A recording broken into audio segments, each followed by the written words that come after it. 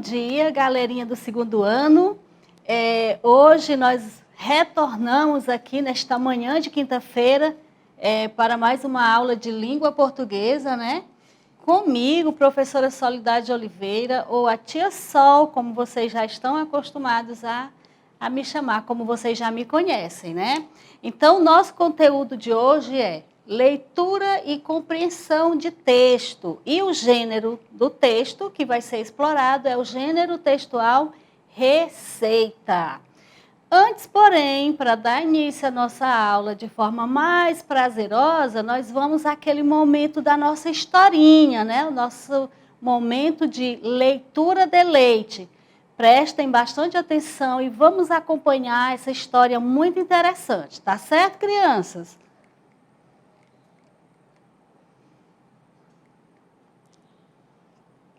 Olha lá, leitura deleite. E a leitura de hoje é do Coelhinho Zezé, no episódio de Cadê Todo Mundo? É uma história, né, da professora Jane Prado, foi contada pela professora Jane Prado, de um projeto de educação infantil para todos. Então vamos lá, prestando bastante atenção à nossa história. Este é o Coelhinho Zezé. Ele mora numa toca perto de uma escola. Zezé gostava de observar tudo o que acontecia na escola. A alegria da criançada o contagiava. Os dias passam e o Zezé não vê ninguém. Ele está com saudades e está preocupado também. Cadê todo mundo? Perguntou o coelhinho com o coração apertado.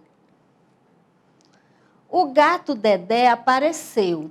Zezé perguntou: Gato Dedé, cadê as pessoas? Você viu alguém? O gato respondeu: Não, eu não vi e nem ruídos ouvi. Zezé se despediu e seguiu adiante.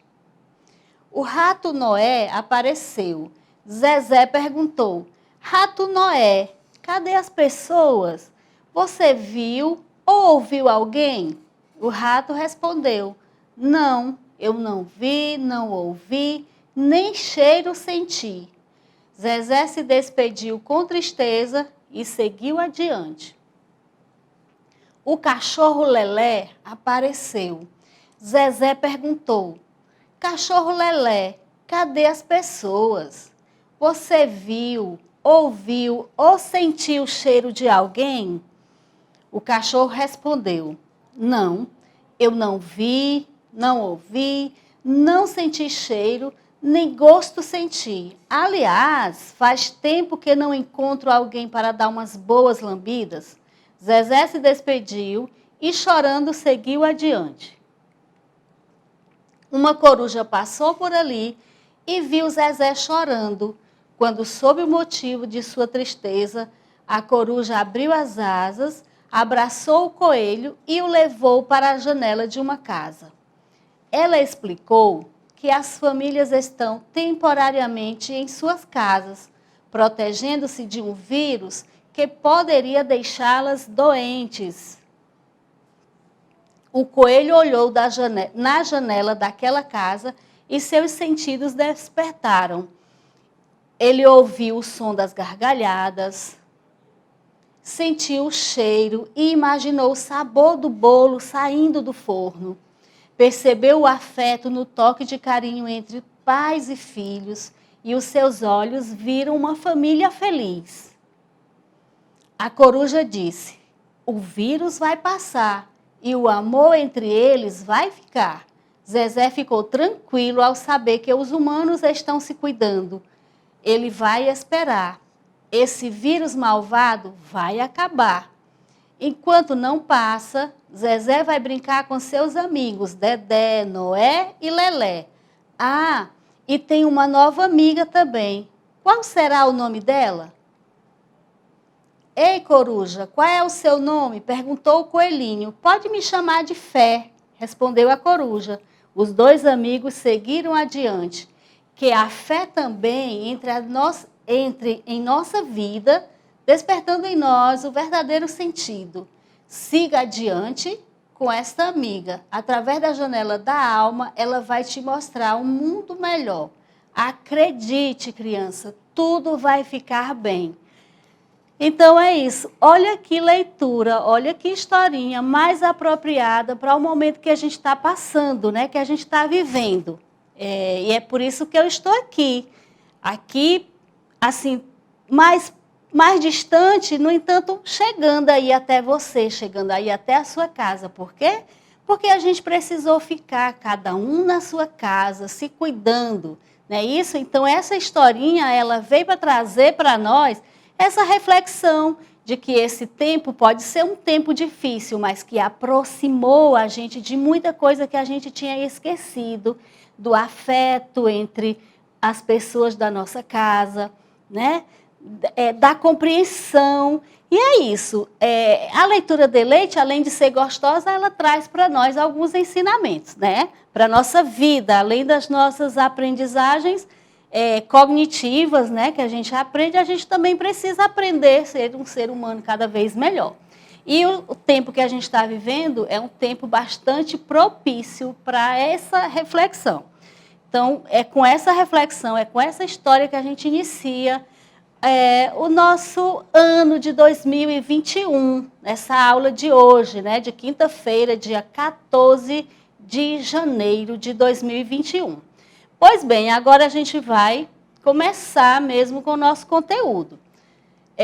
Nossa habilidade, o que é que nós vamos aprender especificamente hoje? Nós vamos aprender a reconhecer os elementos coesivos, pronomes pessoais do caso reto, identificando repetições ou substituições que contribuem para a compreensão textual.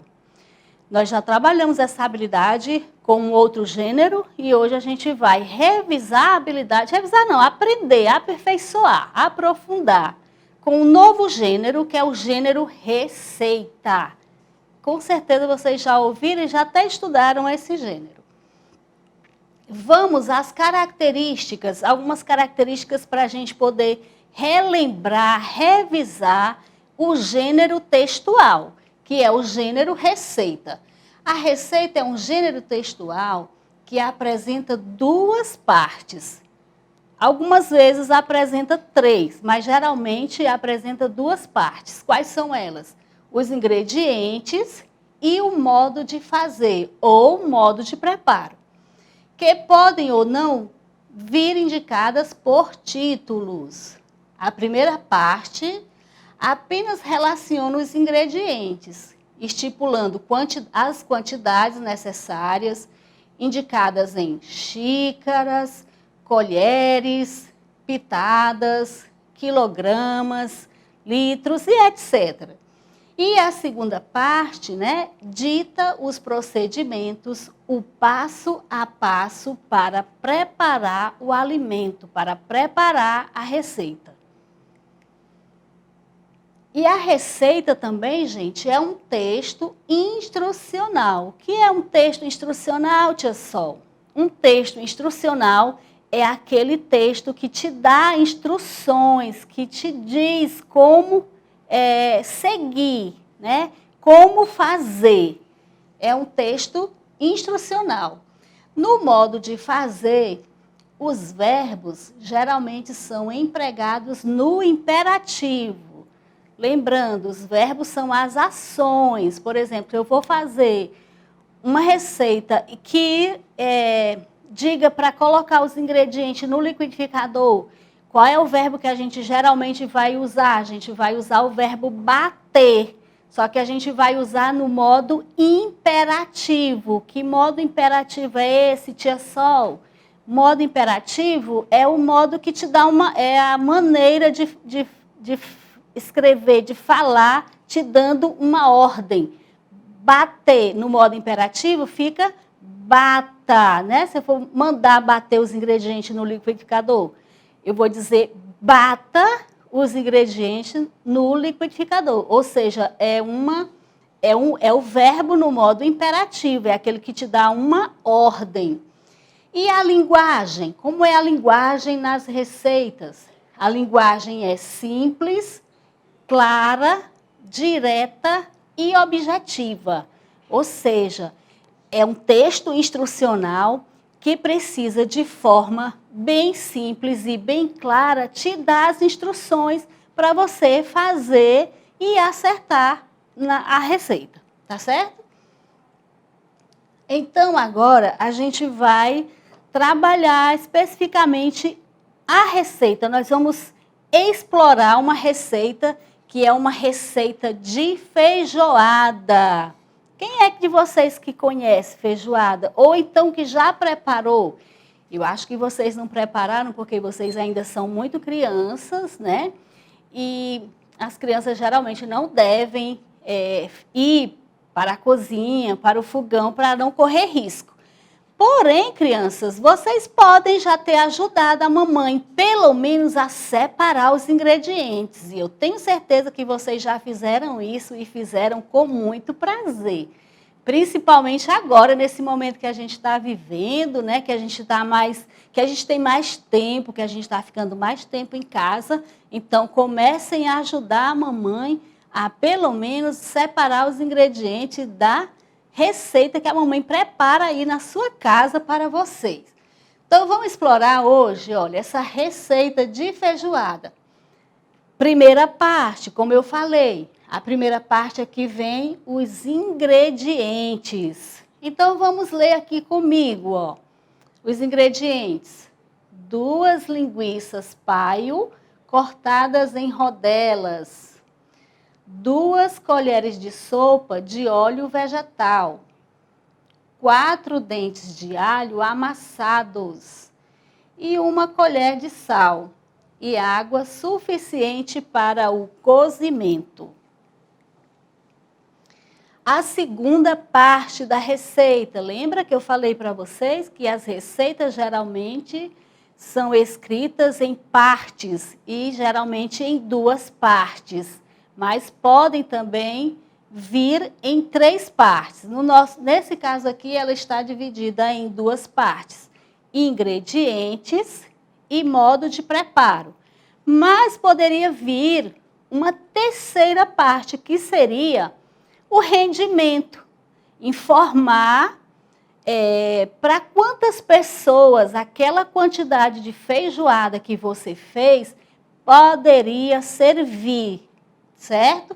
Essa aqui a gente fez ela em 2 partes. E agora nós vamos ler aqui a segunda parte dessa receita. E você aí de casa, criança, vai acompanhar. Vamos lá? Aqui, ó. A primeira instrução diz assim: em uma panela, coloque o pé de porco, acrescente água suficiente para cobrir o pé e deixe cozinhar por 20 minutos. Depois que começar a ferver, descarte a água e reserve o pé de porco fermentado. Vem aqui a instrução de número 2.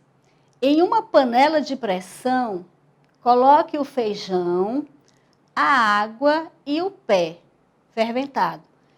Feche a panela e deixe cozinhar por aproximadamente 40 minutos.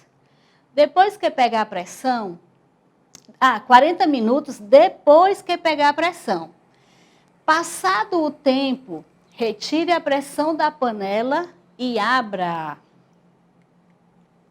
Continuando aqui, ó, instrução de número 3 para fazer a nossa receita. Em outra panela, coloque o óleo, a cebola, o alho e refogue-os.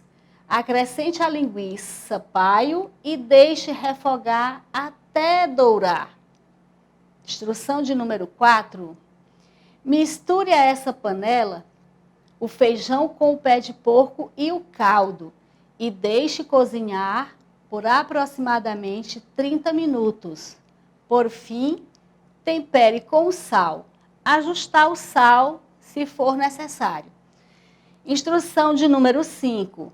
Sirva a feijoada com os acompanhamentos de sua preferência: arroz, couve refogada, laranja, farofa e etc. Olha só, eu quero só chamar a atenção bem aqui para vocês, para essa instrução que diz assim, ó, a instrução de número 3, que diz assim, ó, em outra panela, coloque o óleo, a cebola, o alho e refogue-os. Só para você entender já de início aqui, antes da gente ir para a nossa compreensão, que eu falei que a gente ia tratar da habilidade de substituir alguns nomes, né? Para evitar repetição dentro do texto e melhorar a compreensão. Pois quando eu coloco aqui, ó, refogue-os, esse os aqui está substituindo, preste atenção, ó, está substituindo os ingredientes óleo, cebola, alho, certo? Eu estou substituindo os 3 ingredientes lá com esse refogue-os. Para quê? Para evitar repetição, para evitar que eu escreva refogue o óleo, a cebola e o alho. Eu escrever as mesmas palavras. Então, é essa habilidade que vocês precisam prestar atenção desde a hora da leitura, antes mesmo da gente partir para a nossa atividade, para a hora da atividade, tá certo, criança?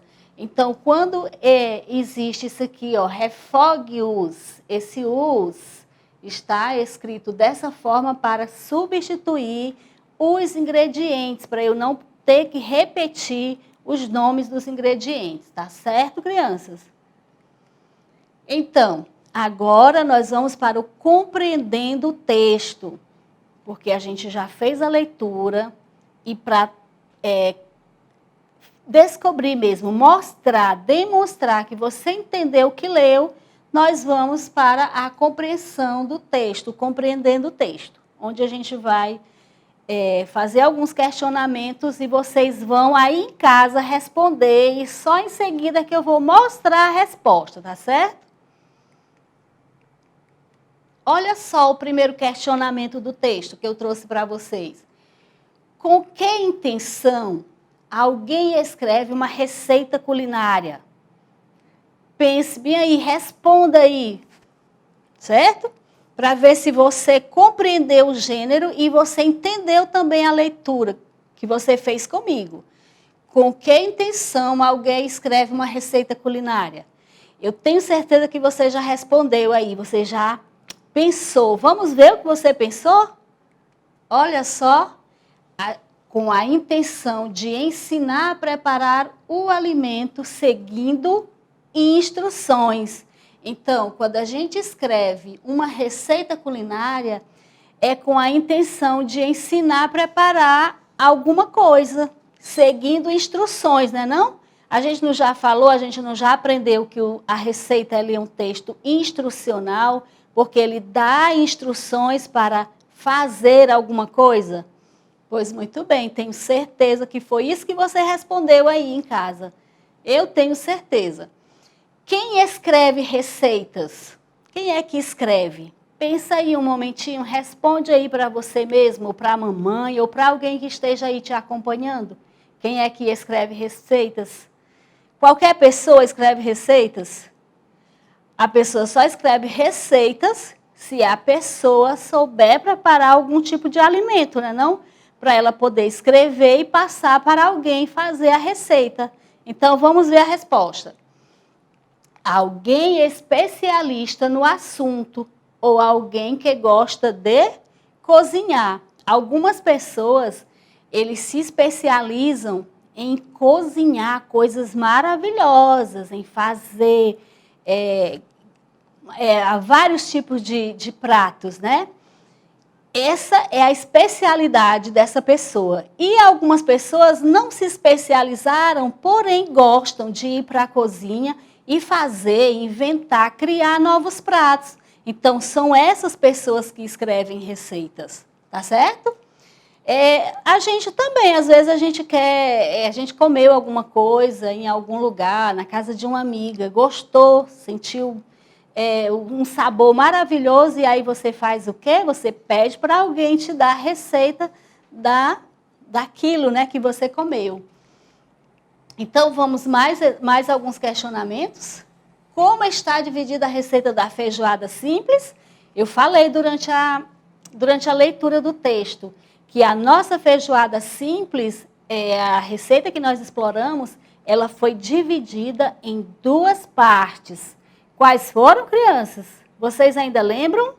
Foram os ingredientes e o modo de preparo, né? O modo de fazer, o modo de preparar a receita. Então, vamos ver a nossa resposta?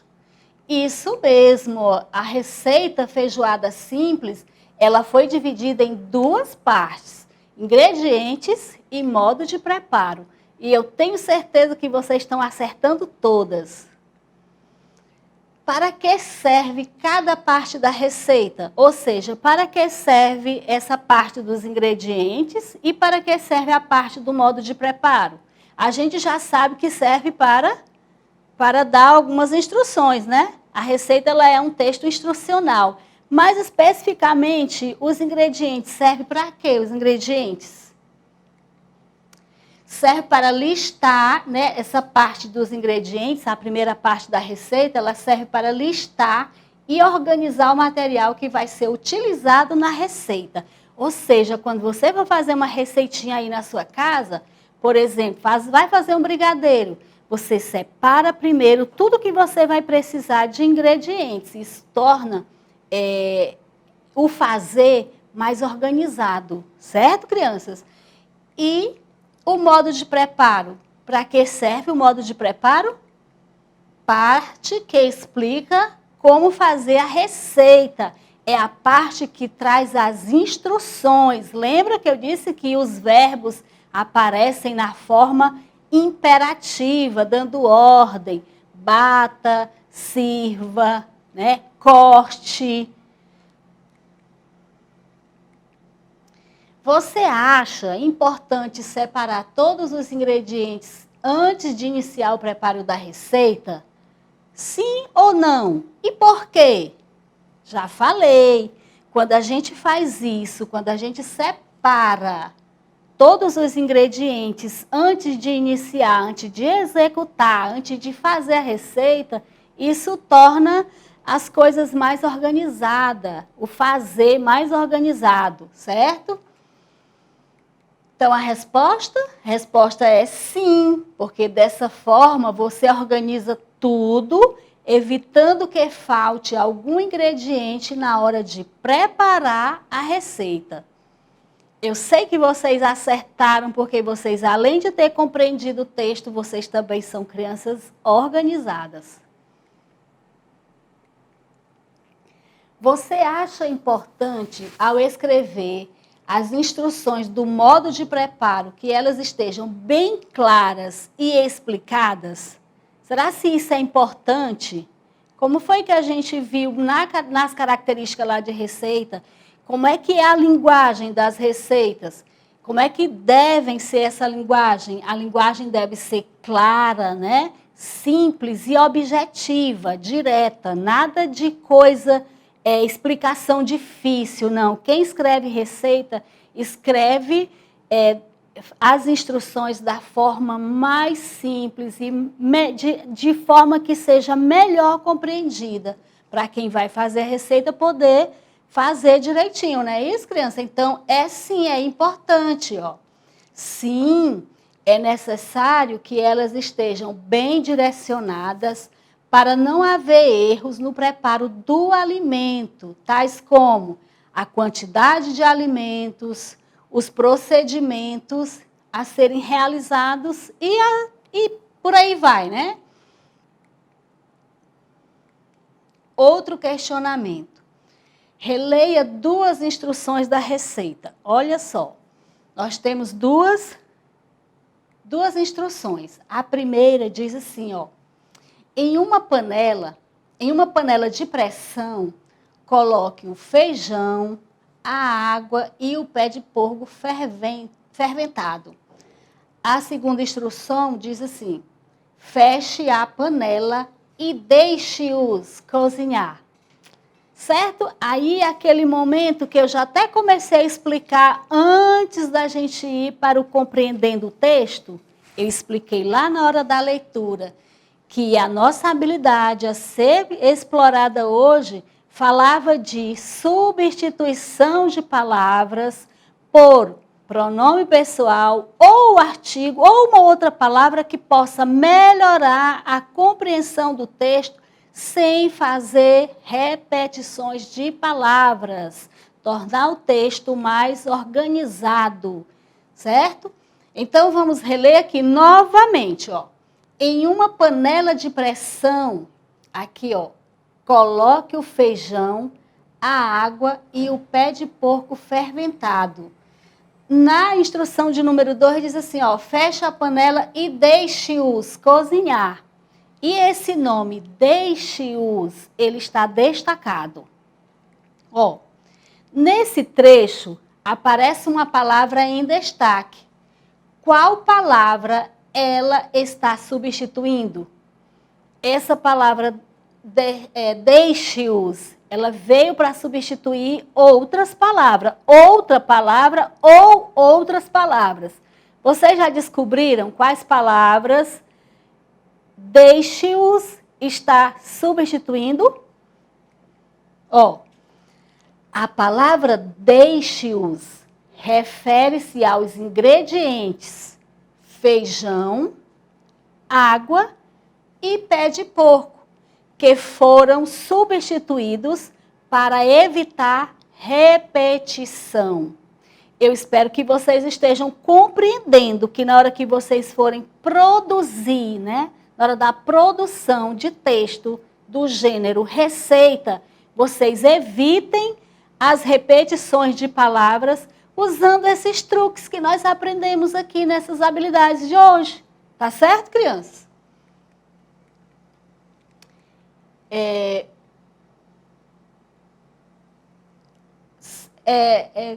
Eu falei desde do início da leitura, né?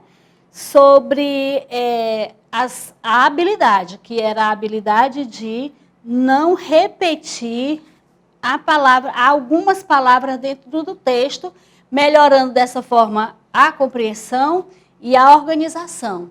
E aí eu trouxe esse exemplo aqui para que você possa compreender melhor.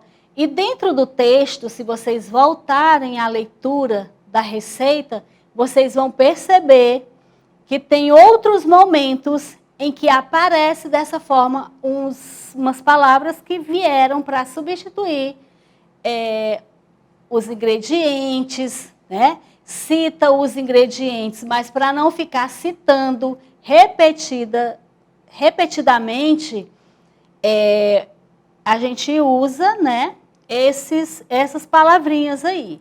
Então, eu espero que vocês tenham prestado bastante atenção na aula de hoje e que vocês agora já possam, além de ajudar a mamãe nas receitas aí dos pratos, né, que a mamãe faz na sua casa, você também já consiga escrever essa receita e passar para alguém, produzir a sua receita, tá bom? Então é isso, eu espero ter contribuído com o aprendizado, desde o aprendizado para a vida, né, com a nossa leitura de leite, como as aprendizagens cognitivas, aquelas que vocês precisam aprender para se tornar cada vez mais inteligentes, né? Então, crianças, a gente está encerrando esse nosso primeiro momento de aula. Eu queria só pedir para vocês que vocês continuem aí na frente da TV, porque nós vamos dar só um minutinho e a gente volta com a segunda aula, tá ok, gente? Até já!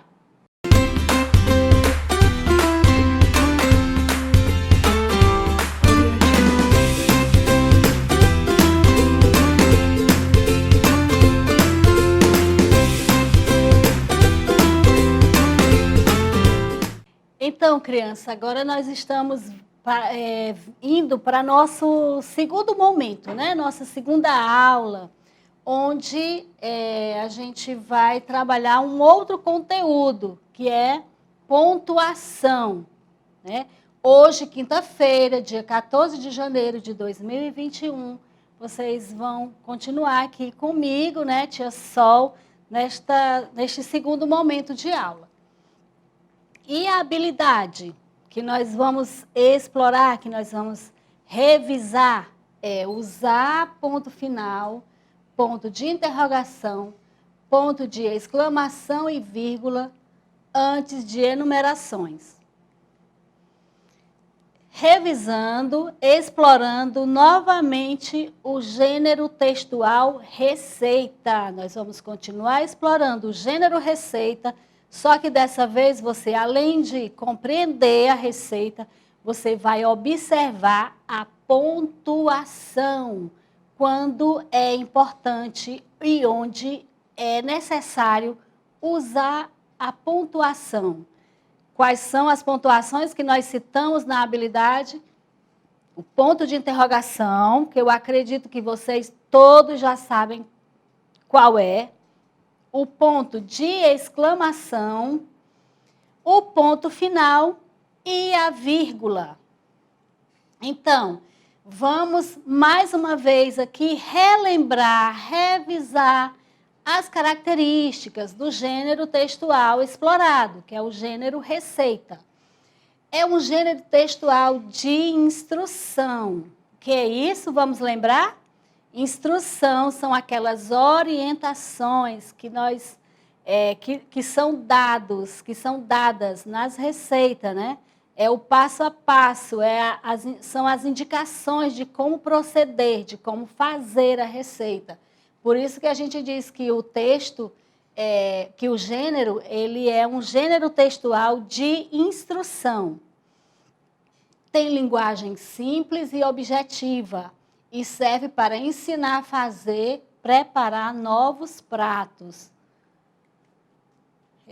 Alguns questionamentos que eu gostaria de fazer para você, criança, viu? Para você analisar aí em casa, responder.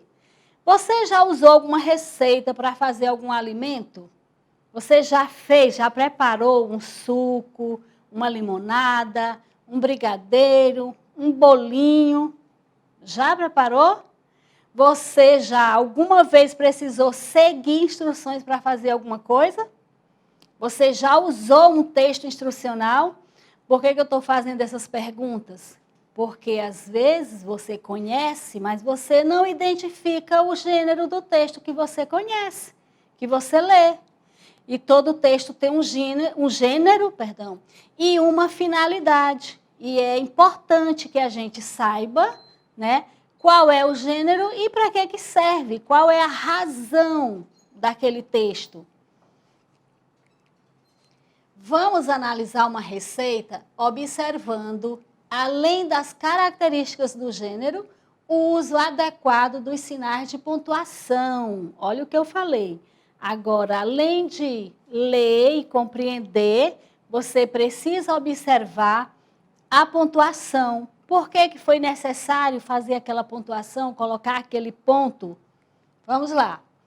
Vejam, quais os ingredientes precisamos para fazer uma limonada? Você já sabe? Já fez alguma vez uma limonada aí na sua casa? Já preparou uma limonada para você ou para alguém da sua casa? Sabe quais são os ingredientes? Os ingredientes são limões, água, açúcar e gelo. É simples, é uma limonada simples. Prestem atenção, ó, que quando eu escrevi o nome dos ingredientes, eles foram separados por vírgula. E ao final, eu coloquei o ponto final. Então, vão prestando atenção aí, porque se eu não tivesse colocado vírgula entre os ingredientes, até para ler ia ficar difícil. Eu ia ler assim, limões, água, açúcar, e fica bem confuso. Então, vocês vão prestando atenção na hora da leitura, observando onde está colocado a pontuação e depois a gente vai precisar responder por que a pontuação foi colocada naqueles determinados locais. da frase. Então, vamos primeiro explorar, né? Vamos preparar uma limonada. A gente já viu ali quais foram os ingredientes, quais são os ingredientes para se preparar uma limonada simples. Vamos ver um exemplo aqui de uma outra limonada. Os ingredientes, primeira parte da receita, né, que a gente já explorou bem esse gênero, já viu que ele é dividido em 2 partes ou até em 3 partes, ok? Então, vamos lá. Primeira parte aqui, ó. Ingredientes: 1 xícara de chá de água filtrada, 3 limões de casca fina, 4 colheres de sopa de açúcar, 1 garrafa, 300 ml de soda limonada gelada e 4 rodelas de limão para decorar. Modo de preparar ou modo de preparo, que é aí a segunda parte da receita, que é aquela parte que vem dando as instruções de como preparar a receita. E eu falei de uma característica sobre os verbos. Quem é que lembra? Lembrou aí na sua casa? Como é que os verbos aparecem nas instruções do modo de preparo? Os verbos aparecem no modo imperativo, dando uma ordem. Olha só, ó. Lave bem os limões. Corte-os em pequenos pedaços e retire as sementes. Coloque tudo no copo do liquidificador. Adicione água e açúcar e bata por 4 minutos. Coe em uma peneira apoiada sobre uma jarra. Logo após, acrescente a soda limonada e, em seguida, sirva em copos altos e, se quiser, decore com rodelas de limões. Olha só como o modo de preparo, ele vem assim, bem definido, ele vem bem explicativo, a linguagem bem simples, de fácil entendimento. Por quê? Porque nós já vimos que as características uma das características da receita sobre a linguagem é que essa linguagem ela é uma linguagem simples, de fácil compreensão. Por quê? Porque o texto traz instruções que precisam ser entendidas facilmente. Ok, crianças? E perceberam que em todas as frases aí, de forma imperativa, ela, ao final dela, tem o ponto, o quê, crianças? Ponto final. Então, vamos... essa receita aqui, olha só. Como eu falei para vocês anteriormente, que algumas receitas são compostas de 2 partes e outras são compostas de 3 partes, porque em algumas receitas a terceira parte é o rendimento, para você ter aí a noção de quantas pessoas serve aquela receita, aquele prato que você fez, que você preparou. Então, o rendimento aqui dessa limonada são de 4 copos. E aí aparece ali o final, a menininha, que possivelmente foi quem preparou essa receita, aí ela fala assim, ó, sirva-se, que delícia, refrescante. E aí vocês vão observando a pontuação, porque a nossa habilidade de hoje, o foco dessa aula, dessa habilidade, da habilidade dessa aula de hoje, é a aprendizagem com foco na pontuação. Leia o trecho abaixo. Agora sim, nós vamos colocar em prática os nossos conhecimentos, né? Nós vamos explorar os conhecimentos de pontuação. Nós vamos aprender, revisar sobre pontuação. Ó, aí vem um trecho assim, ó. Além do título, a receita de limonada refrescante está dividida em 3 partes: ingredientes, modo de preparo e rendimento. Observaram nesse trecho aí que em algum momento, alguma palavra, ela ficou separada da outra por vírgula. Em algum momento, no final da frase, ela tem um ponto, que é o ponto final. Então, eu quero saber qual a função da vírgula nessa citação, na citação ali de cima. Vamos ler mais uma vez, ó. Além do título, vírgula. A receita de limonada refrescante está dividida em 3 partes. Aí aparece dois pontinhos aqui, porque agora vai fazer a citação dos ingredientes, modo de preparo e rendimento. Qual é a função da vírgula? A vírgula tem uma função aí muito importante. Descobriu? Pensou ou falou para alguém aí que está do seu lado? Olha só, qual é a função da vírgula? Separar, dando pausa nos nomes. A vírgula ela tem essa função nesse trecho aí. Entendeu? Continuando.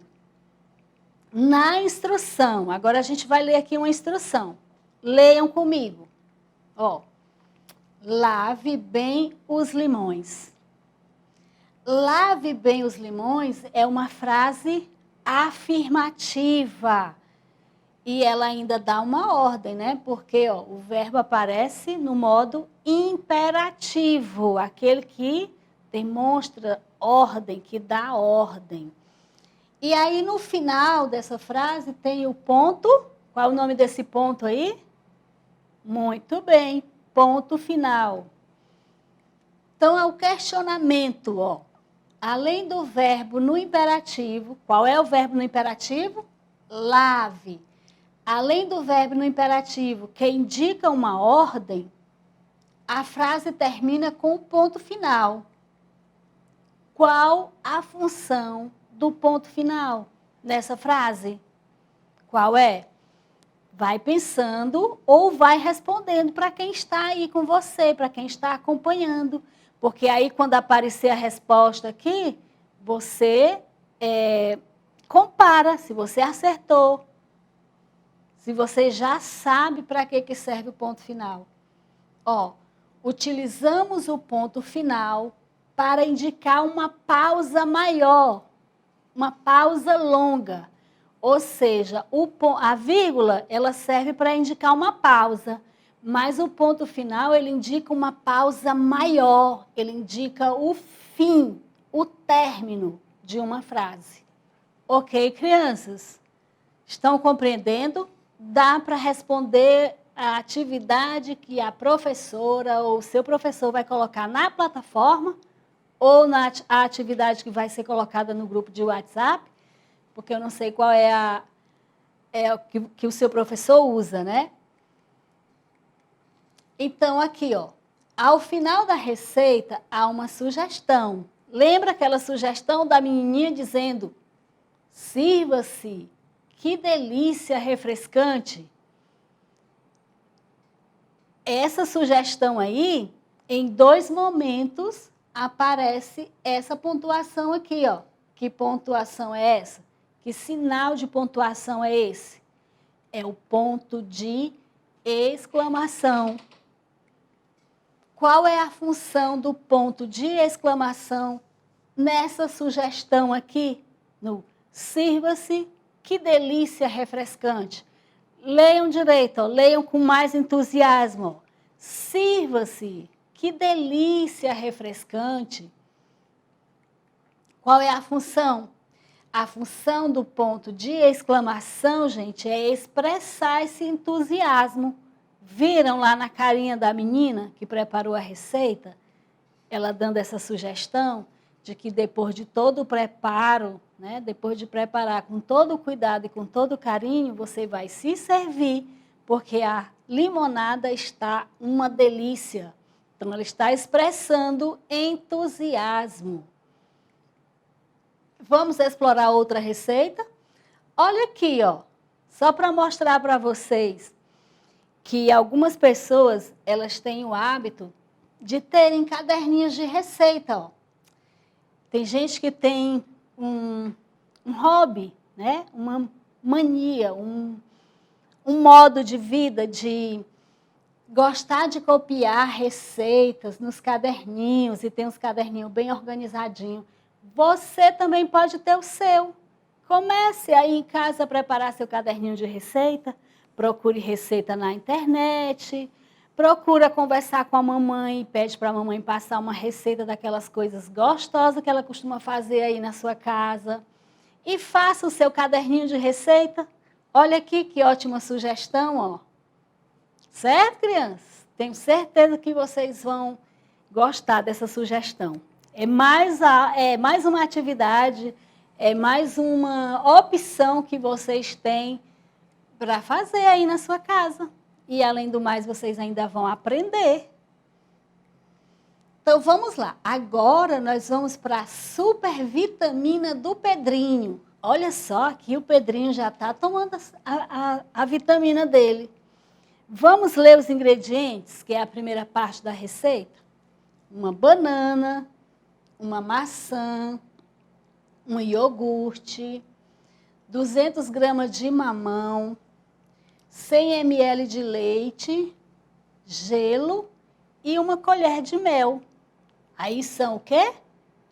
Os ingredientes que vêm na primeira parte da receita. Olha só uma pontuação aqui no final de ingredientes, ó. O nome ingredientes, aí aparece aqui os 2 pontinhos. Por quê? Porque vai enumerar os ingredientes. Vai citar os ingredientes, certo? E agora vem o modo de preparo. Olha lá no final, ó, modo de preparo, 2 pontos. Vão aprendendo aí, porque você vai fazer o seu caderninho de receita. Certo? E agora vem o quê? As instruções, o modo de preparo, vem as instruções, o modo de fazer, certo? Primeira instrução, ou instrução de número 1. No copo do liquidificador, coloque o iogurte, o leite, o gelo, o mel e as frutas. Prestando atenção ao quê? Prestando atenção à pontuação, certo? Depois a gente vê para que serviu colocar a pontuação entre essas palavras aí, certo? Instrução de número 2, bata por 3 minutos ou até ficar bem grosso e espumante. Instrução de número 3, sirva em copos altos com canudinhos.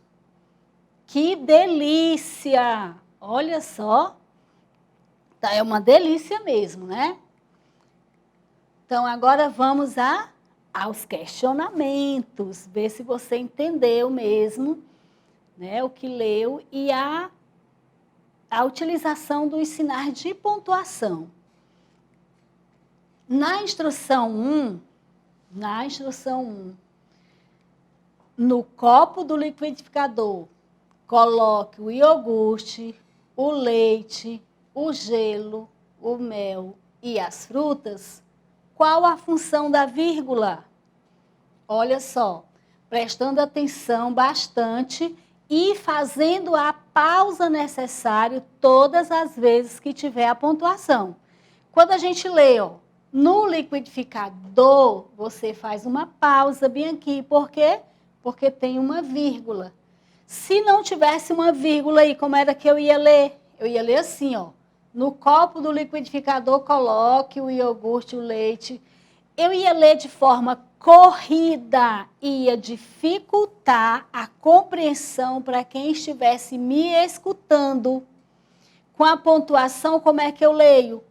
No copo do liquidificador, coloque o iogurte, o leite, o gelo, o mel e as frutas, ou seja, de forma pausada. Eu fui dando uma pausa cada vez que eu citava um ingrediente.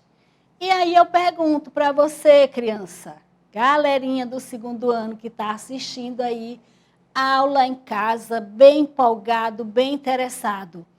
Qual a função da vírgula nessa instrução? Descobriram? Eu li e falei.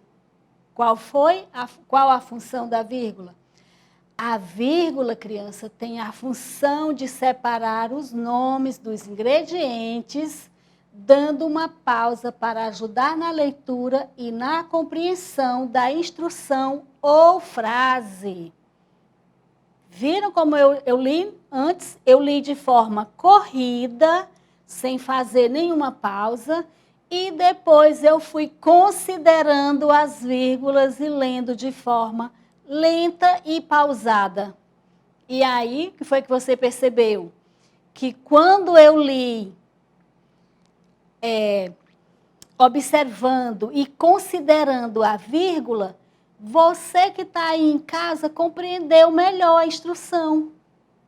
Então, é essa a função da vírgula. Ela facilita a compreensão. Por quê? Porque a vírgula ela tem a função de separar os nomes dos ingredientes, dando essa pausa, né? Para você não ler de forma apressada, dificultando a compreensão de quem está lhe ouvindo.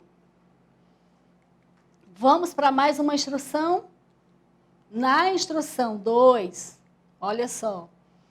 Bata por 3 minutos ou até ficar bem grosso e espumante. Era uma das instruções, era a segunda instrução do modo de preparo. Olha só. Bata por 3 minutos ou até ficar bem grosso e espumante. Perceberam como eu li essa frase de forma mais rápida, de forma corrida? Por quê, crianças? Porque na frase todinha não tem vírgula. Então, eu li de forma mais rápida e só pausei, aquela pausa longa, no final. Por quê? Porque no final tem a pontuação, tem o ponto final. Então, vamos entender. A instrução, ela começa com o verbo no imperativo. Qual é o verbo no imperativo aqui, ó? Bata, né? Aquele verbo que indica ordem. E termina com ponto final. A pergunta é, para que serve o ponto final? Nós já respondemos uma pergunta dessa aqui anteriormente. Então, agora não tenho dúvida que você já respondeu aí em casa. Não é verdade? Então, vamos conferir? O ponto final é utilizado para marcar o encerramento da frase, o encerramento da ideia. Então, é para isso que serve o ponto final. Ok? Ao final da receita, nós temos a expressão que delícia! Que delícia! Essa expressão, que delícia, tem um sinal gráfico, né? Um ponto, uma pontuação. Que pontuação é essa? O ponto de exclamação. Para que serve o ponto de exclamação? Tenho certeza que você já aprendeu. Ele exclama, ele demonstra entusiasmo, alegria, surpresa, admiração, espanto. E nesse caso aqui, ó, que delícia! O que esse ponto, o sinal gráfico, expressa nessa frase? Já descobriram? Posso dizer? Estão curiosos? Bora lá. O ponto de exclamação é um sinal de pontuação utilizado para exclamar algo. E na frase destacada, né? Qual frase? Que delícia! Ela expressa entusiasmo, exaltação e admiração. Entenderam? Quem foi que tomou a vitamina? Quem foi que tomou? Foi o Pedrinho, né? Lembra do título da receita? Quem é que lembra? Ah, eu não sei se eu falei para vocês que algumas vezes as receitas Algumas vezes não, elas vêm com título, né? E qual era o título dessa receita aqui? Quem é que lembra? Vou voltar para mostrar para você.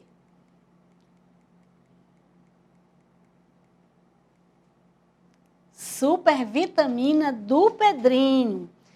Então, olha, ele está tomando ali a vitamina e lá no final, quando dá todas as instruções, ele termina com a expressão que delícia, que a gente estudou aqui, a gente examinou, que serviu para exclamar, para expressar o entusiasmo, a exaltação e a admiração do menino quando ele tomou a supervitamina dele. Disse, que delícia! Certo, criança? Então, assim, a gente vai colocando também um ponto final na nossa aula de hoje. A gente vai dar uma pausa, né? A gente vai concluir essa aula de hoje. Porém, espero ter contribuído muito mesmo. Espero não ter sido chata, espero ter sido uma boa professora e ter explicado direitinho para você. Que você fique cada vez mais entusiasmado para que toda manhã vocês assistam às nossas aulas. Até quando?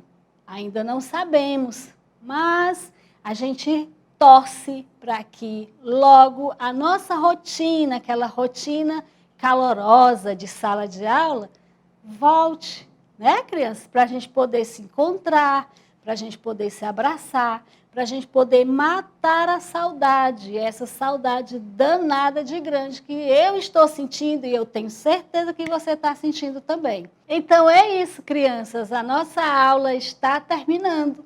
Agora eu vou pôr um ponto final na nossa aula de hoje, mas na próxima semana tem mais, tá certo?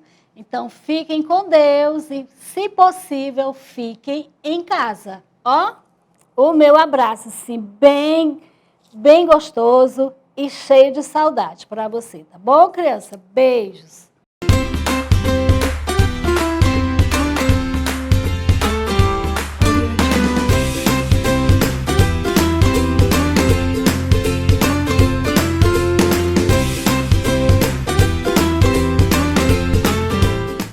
Muito bom dia para essa minha turma top do segundo ano. Tudo bom com vocês? Espero que sim, espero que estejam todos bem nessa manhã de quinta-feira, 14 de janeiro de 2021. Eu sou o professor Ricardo Nascimento e hoje a nossa aula de História é sobre brinquedos, brincadeiras e jogos de ontem e de hoje. Então, vocês já viram que pelo conteúdo da nossa aula vai ser maravilhosa. Por quê? Vamos falar de jogos, brinquedos, brincadeiras do passado e que estão até o presente atual. E aí, vocês sabem de que brincadeiras estou falando? Vamos lá. Quem arrisca o palpite? Quais são as brincadeiras do passado que a gente vai comentar? Quais são as brincadeiras do presente? Vocês também devem estar se questionando. Qual será a nossa habilidade que nós vamos ter? Nós vamos ter que adquirir com essa aula de hoje, com este conteúdo. Vamos ver? Identificar e valorizar brinquedos, brincadeiras e jogos de ontem e de hoje em diferentes espaços e comunidades. Vejam bem, temos muitos brinquedos, jogos e brincadeiras que são utilizados em uma determinada comunidade. Outros já são utilizados em outra comunidade. E tempos diferentes. Brincadeiras, por exemplo, que existiam na época dos seus avós, na época dos seus pais, e hoje que não são mais praticadas. Estão caindo no esquecimento, mas que vale a pena a gente relembrar. Também nós temos brincadeiras que resistiram, jogos também, e já vêm há séculos, há milhares de anos, e estão aqui firmes e fortes. Então nós temos que identificá-las, reconhecê-las e valorizá-las. Por quê? Porque faz parte da nossa história e não pode cair no nosso esquecimento. E você que é criança tem que lembrar que tem que ter tempo de brincar. Não é somente brincar com o computador, no computador, com o videogame. Não. É brincar para desenvolver o seu corpo, a sua coordenação motora, a sua mente também. Você também vai aproveitar para se socializar com outras pessoas. Não é ficar somente na frente da tela de um computador ou na frente de uma TV. As crianças de hoje devem reconhecer que o brincar com outras crianças também é fundamental.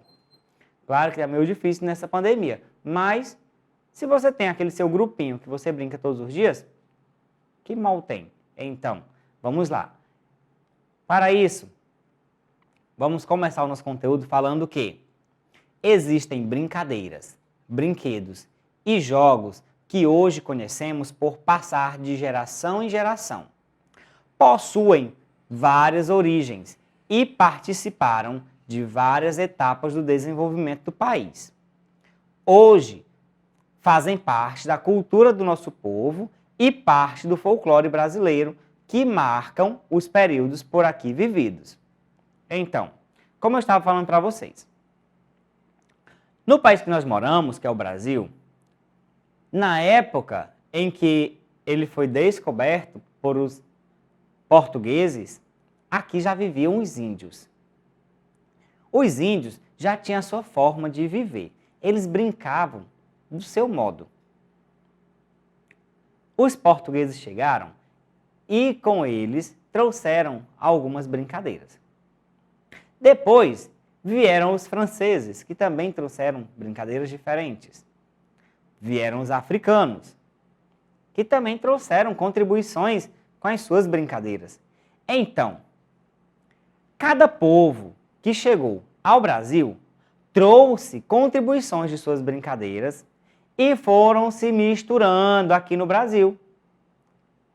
Assim, as brincadeiras que já eram praticadas pelos índios foram sofrendo modificações a partir do momento que os brancos chegaram aqui, que os negros chegaram aqui também, e assim foram aumentando os tipos de brincadeiras existentes no Brasil.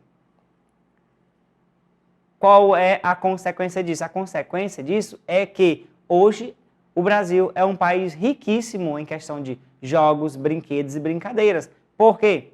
Porque vieram de várias partes do mundo e de várias etapas da vida, de vários períodos também. Observem. Os índios que viviam no Brasil, antes do seu período de descobrimento, utilizavam uma trouxa de folha cheia de pedras que eram amarradas numa espiga de milho. Brincavam de jogar esta trouxa de um lado para o outro. Chamavam-na de peteca, que em tupi significa bater. Vocês já tinham parado para imaginar que a peteca tinha sido criada pelos índios? Então, essa informação eu também não sabia. Acabei descobrindo quando estava preparando essa aula para vocês, que a peteca era um brinquedo desenvolvido pelos índios. E olha só a diferença. Hoje em dia, ela é bem modernizada. As cores, as penas pintadas com cores diferentes. Mas na época em que somente os índios brincavam com a peteca, ela era muito rústica. Eles utilizavam uma trouxa cheia de pedras, e essa trouxa era feita de folhas. Com essas folhas, aí eles enchiam de pedras, colocavam uma espiga de milho, e aí ficavam jogando de um lado para o outro. Assim, era uma forma em que os índios tinham para brincar. Por quê? Porque na época viviam na mata. Então, as brincadeiras deles eram muito rústicas. Mas tem um detalhe. Eles não brincavam somente com a peteca, por exemplo. Aí os adultos utilizavam arco e flecha para caçar. Já as crianças indígenas utilizavam para brincar. Então, Assim, o arco e flecha para as crianças era um brinquedo. Brincavam até de tiro ao alvo, ó. Miravam e viu quem era o melhor arqueiro da tribo.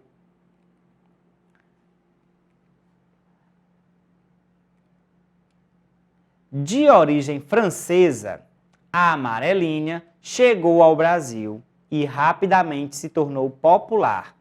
A brincadeira consiste em um desenho formado por blocos numerados de 1 a 9, com semicírculos nas extremidades que são jogados com uma pedrinha que deve obedecer às paredes de cada bloco. Então, vocês perceberam aí que a peteca se originou com os indígenas. Já a amarelinha, que as crianças adoram brincar, que tenho certeza que você também, já se originou com os franceses, que vieram da França. E aí, quando eles vieram para o Brasil, trouxeram a brincadeira da amarelinha. E olha só, quem está ainda tentando identificar o que é a amarelinha? A amarelinha está aí. Então, são feitos quadrados. Nesses quadrados, coloque-se os números de 1 ao 9.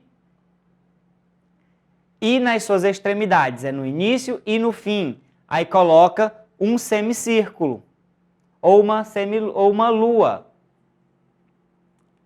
E aí, o que vai acontecer? A criança que vai jogar, ela pega uma pedrinha, fica no primeiro semicírculo, joga a pedrinha no número 1 e vai pulando por todos os outros até chegar lá no outro semicírculo, que é o céu. Volta, pega a pedrinha e sai. Depois joga no 2. O que tem que acontecer? A pedrinha não pode passar das linhas do quadrado. Se passar, a criança perde a vez. E a meta é chegar até ao céu, que é lá na ponta, lá no final da amarelinha. Entendido? Compreendido, né? Lembrando que a amarelinha é de origem francesa. Os franceses trouxeram para o Brasil. Temos outra. E ali, aquele brinquedo, quer dizer, porque a gente viu um brinquedo que era a peteca, uma brincadeira que era a amarelinha, agora a gente está vendo outro brinquedo, que é a pipa. E a pipa, vocês sabem de onde que ela veio? Como ela se originou? Quem tem uma sugestão? Será que foram somente crianças que usaram ela? Vocês viram aí que a peteca era utilizada somente pelas crianças indígenas, a amarelinha pelas crianças francesas. E a pipa era utilizada por quem? A pipa, vamos ver aqui. Cerca de 1000 anos antes de Cristo, a pipa era utilizada como forma de sinalização. Mas ao chegar ao Brasil, trazida pelos portugueses, a pipa se tornou somente uma forma de diversão. Ela voa através da força dos ventos e é controlada por uma corda que permite ao condutor deixá-la cada vez mais alta ou mais baixa. Vamos ter um detalhe aqui importante. A pipa foi um brinquedo utilizado há mais de 1000 anos. Antes de Cristo nascer, a pipa já era utilizada. Só que não era utilizada pelas crianças. Ela era utilizada pelos adultos. E não era como fonte de brincadeira. Eles utilizavam a pipa para fazer uma sinalização, para indicar onde estavam. Da mesma forma como eles se guiavam pelas estrelas. Então, os 3 reis magos, por exemplo, eles se guiavam pelas estrelas para poder chegar até o menino Jesus quando nasceu. As pessoas que viajavam naquelas épocas também se guiavam muito pelas estrelas. Mas, em outros períodos,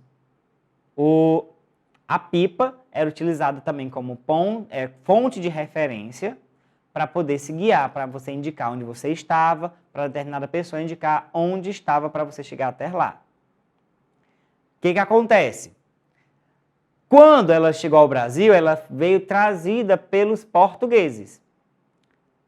Detalhe importante, chegou no Brasil, a pipa não foi mais utilizada como sinalização no céu para determinadas pessoas. A pipa passou a ser apenas uma diversão das crianças. As crianças começaram a brincar com a pipa constantemente. Aqui em Teresina, no Piauí, em todo o Brasil, vocês veem que nos períodos de ventos mais fortes, que começam a partir de maio, as crianças já começam a empinar suas pipas e passam muito tempo no sol fazendo isso. Por quê? Porque é um momento de muita diversão. Então, e aí para que as crianças possam se divertir, é preciso o quê? Precisa que tenha vento. E vocês sabem que em Teresina o período de maiores ventos é a partir de maio. Então é o período em que as crianças mais vão utilizar. E aí, você, quando está brincando com a pipa, você tem a opção de estar puxando ela mais para perto de você, mais para distante. E você sabe que começam-se também os desafios. Quem coloca a pipa mais alta, quem corta a corda do outro. Então, nisso vai as brincadeiras. Começa com brincadeira, depois passa a ser jogo, porque se torna uma competição. Com base nessa figura, você já sabe de qual brincadeira nós estamos falando. Ou não sabe? Tenho certeza que vocês sabem que, ao ver esta figura, crianças em círculo, dadas as mãos, vocês têm certeza que nós estamos falando da cantiga de roda, que é a ciranda. Então, a ciranda, que é a dança mais famosa do Brasil, foi trazida de Portugal como dança adulta, mas logo sofreu transformações e passou a alegrar as brincadeiras infantis. É bastante utilizada ainda hoje em escolas, parques e espaços que prezam as brincadeiras antigas, passando-as às novas gerações, mostrando sua importância folclórica e cultural. Meus queridos, vocês vão perceber que a pipa, os portugueses trouxeram para o Brasil. Juntamente com a pipa, também veio a ciranda. A ciranda são as brincadeiras de roda, que costumam cantar a música Ciranda, Cirandinha, mas não somente ela, mas várias outras cantigas, mas sempre praticadas com as mãos dadas, fazendo círculo e girando em torno dele. Detalhe importante, ela sofreu alterações, porque saiu dos adultos e veio para as crianças. Então, quando chegou ao Brasil, os adultos eram quem praticavam. Logo depois, as crianças passaram a utilizar. Por quê? Porque nas escolas, os professores, as professoras, começaram a brincar com as crianças, com a brincadeira de roda, e isso se tornou predominante na educação das crianças. Brincadeira de roda. Isso era praticado onde? Não somente nas escolas, mas nos parques também e nos espaços que prezam as brincadeiras antigas.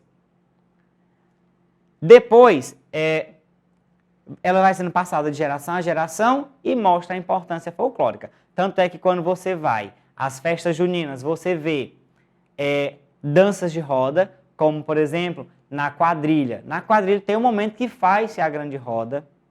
Você vê outras danças que também são feitas em roda, que são em círculo, dadas as mãos ou soltadas as mãos, e girando em torno do salão ou do pátio.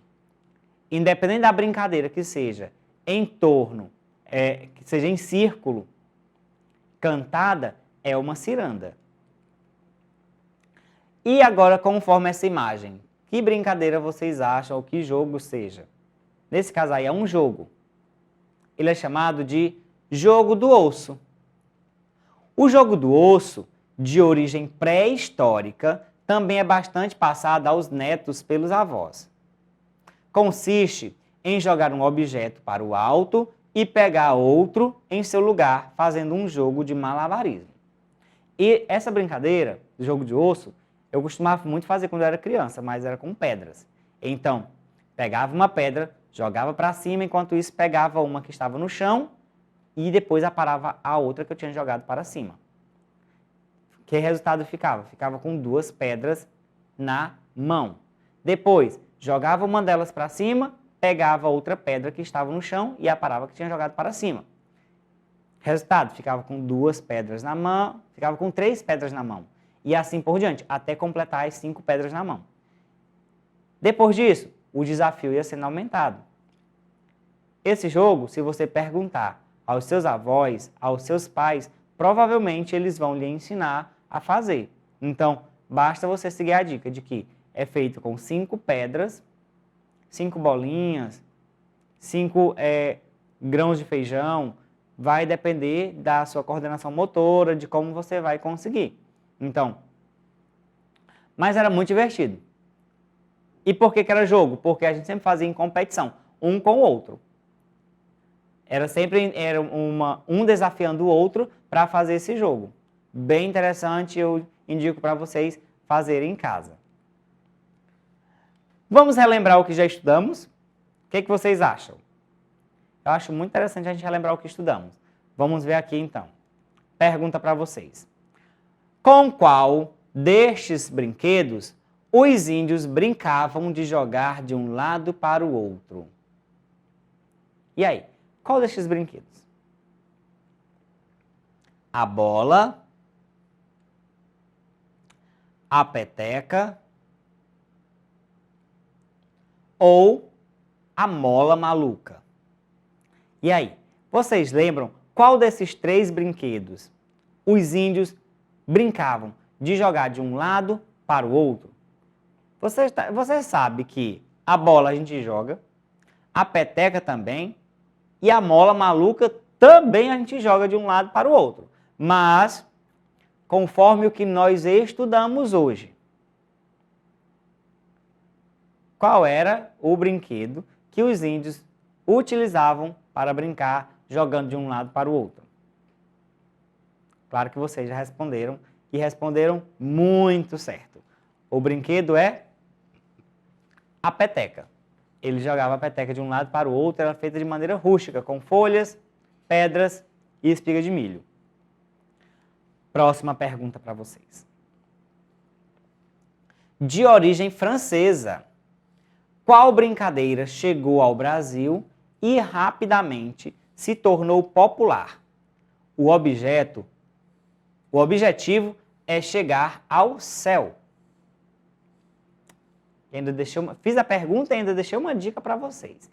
Qual brincadeira chegou ao Brasil e se tornou rapidamente popular? E ela era de origem francesa, ou seja, os franceses trouxeram ela. E durante a brincadeira, o objetivo é chegar até o céu. Vamos para as alternativas.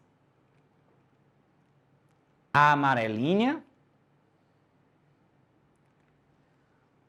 o xadrez ou o elástico?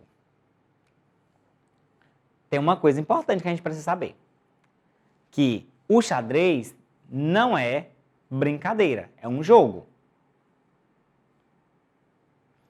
O elástico, o objetivo não é chegar ao céu, você fica apenas pulando. E aí tem várias etapas também no elástico. Mas, na verdade, a brincadeira que veio da França e o objetivo é sair desse semicírculo e chegar até o outro, que é chamado de céu, foi a amarelinha. Então, essa daí é a brincadeira que chegou ao Brasil pelos portugueses e rapidamente se tornou popular em todo o Brasil e é praticada em todos os estados. Próxima pergunta para vocês. A pergunta é: qual brinquedo era utilizado como forma de sinalização no céu? Eita, agora novamente falando sobre o céu. Qual brinquedo era utilizado como sinalização lá no céu? lá naquele tempo antes de Cristo, mais de 1000 anos antes de Cristo. Lembram qual era? Vamos ver aqui. Era o foguete? Era a bandeira? Ou era a pipa? E aí? Qual desses brinquedos era utilizado antes de Cristo como sinalização no céu, para indicar que você estava em determinado local ou para indicar que você tinha que ir para determinado local? Ora, vamos lá. Vamos por eliminação de novo. Foguete. Na época de Cristo ou antes de Cristo, ainda não existiam foguetes, né? A bandeira do Brasil. A bandeira do Brasil também demorou muito tempo ainda para poder ser desenhada, né? Então, qual era a brincadeira? A brincadeira era a pipa. E aí, o brinquedo, quer dizer, o brinquedo era a pipa que era utilizada como sinalização. Temos outra pergunta. Qual é a dança mais famosa do Brasil praticada em roda com cantigas? E aí, qual é? É a ciranda? É o bom barquinho? Ou o passa o anel? Qual é a dança mais famosa praticada no Brasil? A dança mais famosa praticada no Brasil, em cantiga de roda, vocês sabem muito bem que é a ciranda. Qual jogo consiste em jogar um objeto para o alto e pegar outro em seu lugar, fazendo um jogo de malabarismo? Vamos ver quais são as alternativas? É a peteca? É o jogo do osso? Ou é o ioiô? Qual é o que você joga para cima, com o objetivo de pegar outro, fazendo malabarismo? E aí, essa pergunta é muito fácil. E você já tem ela também como resposta. Que é o jogo do osso. Opa! Vamos agora relembrar uma brincadeira de origem africana? E aí, o que vocês acham? Nós temos aqui, 6 crianças, estão com pedras e estão prontas para brincar com uma cantiga. A cantiga é essa aqui, Vamos ver se vocês conhecem. Essa cantiga, da seguinte forma: escravos de Jó jogavam caxangá. Tira, põe, deixa ficar. Guerreiros com guerreiros fazem zigue, zigue, zá. Guerreiros com guerreiros fazem zigue, zigue, zá. Detalhe. Cada criança fica com uma bola na mão ou uma pedra e vão passando de mão em mão, cantando a música. Enquanto cantam escravos de Jó jogavam caxangá, você vai passando a sua bola, a sua pedra para a pessoa que está do seu lado. Quando fala tira, aqui você pegou, você vai levantar. Quando fala põe, você coloca no chão. Deixa ficar, você nem pega nela. E aí quando fala guerreiros com guerreiros, você continua passando para a pessoa que está ao seu lado. Agora quando faz zigue, zigue, zá, aí você vai fazer o seguinte, Você vai para entregar para a pessoa, você não entrega, volta para o seu lugar, não deixa e depois volta e entrega para a pessoa que está ao seu lado. Faz zigue, zigue, zá. Tá certo? Entendido? Compreendido? Então vamos lá. Gostaram da brincadeira, né? Gostaram com certeza porque vocês praticam. Atualmente, as brincadeiras e jogos infantis populares estão sendo substituídos pela televisão, pelos jogos eletrônicos e pelo computador. Vocês sabem disso, que as crianças de hoje preferem ficar de frente à TV, de frente ao computador e de frente ao videogame para ficarem jogando ou assistindo do que brincar. Isso tem sido muito prejudicial. Hoje, ainda se vê com mais frequência os jogos de futebol nas ruas mais tranquilas, de pouco movimento em terrenos baldios, nas areias das praias, gramados de jardins públicos e até em algumas praças. Então, o jogo de futebol ainda é muito comum. As crianças no Brasil gostam muito de futebol e às vezes abandonam a televisão, o computador e o videogame apenas para jogar futebol e as meninas para brincar de boneca. Mas depois voltam lá para frente dos eletrônicos e esquecem que tem outras brincadeiras para fazerem. Existem uma grande quantidade de jogos e brincadeiras populares conhecidos que fizeram e ainda fazem a alegria de muitas crianças brasileiras. Quais são eles? Vamos ver? Nós temos o queimado, pega-bandeira, cabo de guerra, bola de gude, esconde-esconde, boca de forno. Tá pronto, seu lobo? Amarelinha, passarás, rica e pobre, esconde a peia, a dedonha ou stop, quebra-panela, o coelho sai, sobra um, concentração. Todas essas brincadeiras, os avós de vocês brincaram em determinado momento, os pais de vocês também. E seria importante, se você não conhece uma delas, você buscar conhecer e praticar. E aquelas que você conhece, você praticar também. Por quê?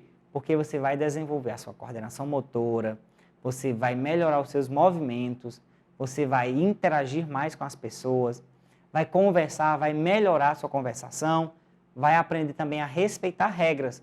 Então, fica a dica para vocês, tá certo? Meus queridos, então a nossa aula de história está chegando ao fim. Espero que vocês tenham aprendido muito na aula de hoje, porque o nosso conteúdo que fala sobre brincadeiras, brinquedos e jogos foi muito top. Então, meus queridos, nesse momento eu me despeço de vocês. Fiquem com Deus, fiquem em casa e até a nossa próxima aula. Tchau!